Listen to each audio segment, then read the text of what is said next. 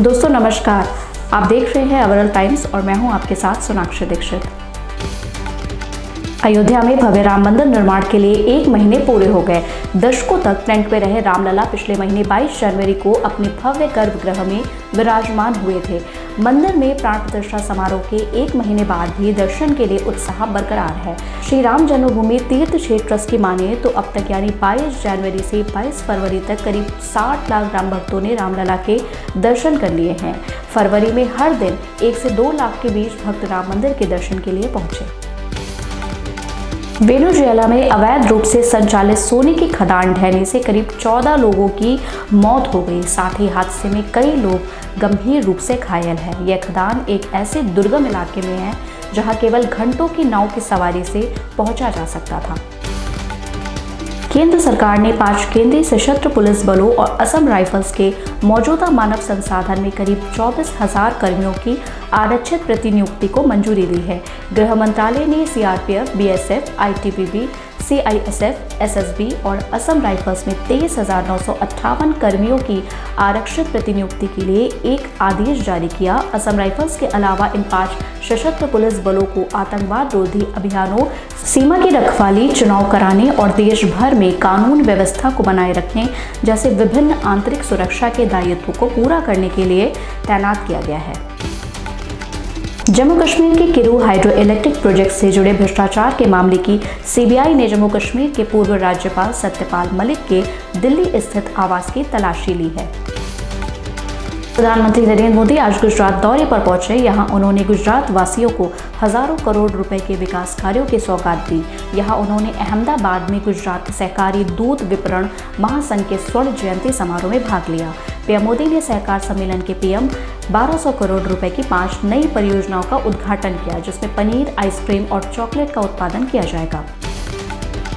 केंद्र सरकार जल्द ही राष्ट्रीय राजमार्गों पर जीपीएस आधारित हाईवे टोल संग्रह प्रणाली लागू करने के लिए टेंडर जारी करेंगी। सड़क परिवहन और राजमार्ग मंत्रालय की जीपीएस आधारित टोल प्रणालियों की पायलट परियोजनाएं सफल रही हैं। इसका मकसद यातायात की भीड़ को कम करना और राजमार्गों पर तय की गई सटीक दूरी के लिए मोटर चालकों से शुल्क लेना है। सड़क परिवहन और राजमार्ग मंत्रालय ने वाहनों को रोके बिना ऑटोमेटिक टोल संग्रह को सक्षम करने के लिए ऑटोमेटिक नंबर प्लेट पहचान प्रणालियों, automatic number plate reader camera की 2 पायलट परियोजनाएं चलाई हैं। नई दिल्ली में वैश्विक कूटनीति विमर्श के कार्यक्रम रासीना डायलॉग 2024 का आयोजन किया जा रहा है। गुरुवार को इस कार्यक्रम में भारतीय विदेश मंत्री डॉक्टर एस जयशंकर ने शिरकत की। जयशंकर ने अपने चिर परिचित अंदाज में एक बार फिर सधे हुए शब्दों में संयुक्त राष्ट्र व्यवस्था की खामियों को उजागर किया और आरोप लगाया कि संयुक्त राष्ट्र आज भी पुरानी व्यवस्था के आधार पर ही संचालित हो रहा है।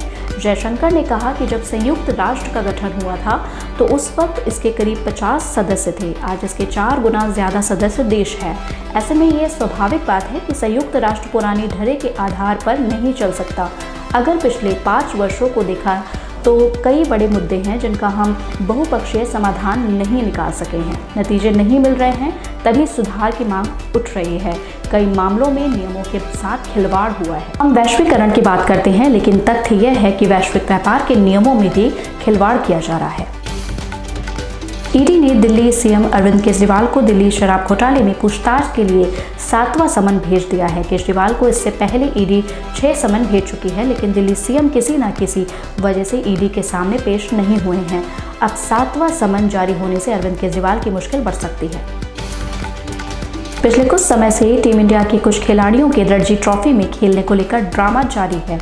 बीसीसीआई सचिन जयशाह की चेतावनी के बावजूद ईशान किशन ने रणजी से दूरी बना रखी है।